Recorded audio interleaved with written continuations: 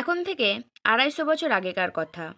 তখনকার দিনে কোনো ব্যক্তি মারা গেলে তার বিধবা স্ত্রী সহ মরণে যেত, অর্থাৎ স্বামীর চিতায় স্বামীর পাশে পুড়ে মরত। কেউ মরতে না চাইলেও তাকে জোর করে স্বামীর চিতায় পুড়িয়ে মারা হতো। এই জঘন্য নিয়মকেই বলা হতো সতীদাহ প্রথা। কেবল গোঁড়া হিন্দু ব্রাহ্মণদের জন্যই এই প্রথা সমাজ থেকে দূর করা যায়নি। তখনকার দিনে বহু বিবাহ প্রথাও চালু ছিল, তাই কোনো ব্যক্তি মারা গেলে তার সব কজন বিধবা স্ত্রীকেই পুড়িয়ে মারা হতো।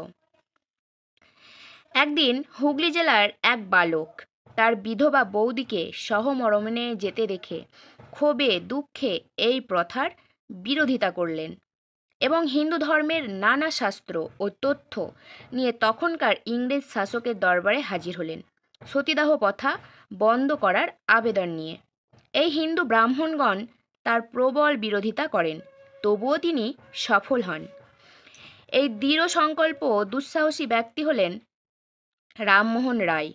১৮৭২ খ্রিস্টাব্দের ২২শে মে মামার বাড়ির হুগলি জেলায় শ্রীরামপুরের রামমোহনের জন্ম হয়।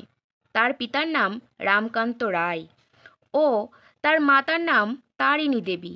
তার পৈতৃক বাড়ি হুগলি জেলার রাধানগর গ্রামে। ১৮১৪ খ্রিস্টাব্দের কলকাতায় আসেন এই ধর্মীয় ও সামাজিক কুসংস্কারের বিরুদ্ধে কাজ শুরু করেন। হিন্দুরা নানাভাবেই রামমোহনকে হেনস্থা করত, তার নামে নানা কুৎসা ছড়াত। তার পাড়া পড়শি ও আত্মীয় বন্ধুরাও তার নামে নানা কুৎসা ছড়াত, কিন্তু তিনি দমে যাননি, ভয়ও পাননি।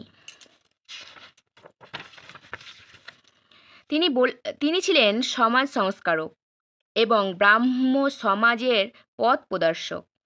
রামমোহনের প্রচেষ্টায় ১৮২৯ সালের ৪ই ডিসেম্বর লর্ড বেন্টিঙ্কো সতীদাহ প্রথা রোধ করলেন। রামমোহনের প্রচেষ্টায় বহু বিবাহ রোধ ও নারী সম্পর্কিত লাভের জন্য সংগ্রাম করেন। ভারতীয় সমাজে শিক্ষা বিস্তার, বাংলা গদ্যের বিস্তার ও সমাজে ধর্মের নামে অনাচারের বিরুদ্ধে তিনি আজীবন সংগ্রাম করে যান। এই সব কাজের জন্য ১৮২৯ সালে দিল্লির বাদশাহ তাকে রাজা উপাধি দান করলেন। রাজা রামমোহন রায় ধর্মীয় প্রথা অগ্রাহ্য করে কালাপানি অর্থাৎ সমুদ্র পার করে বিলেতে যান। সেখানে ৫৯ বছর বয়সে ব্রিস্টল শহরে ১৮৩১ সালের ২৭ ডিসেম্বর ভারত পথিক রাজা রামমোহন রায়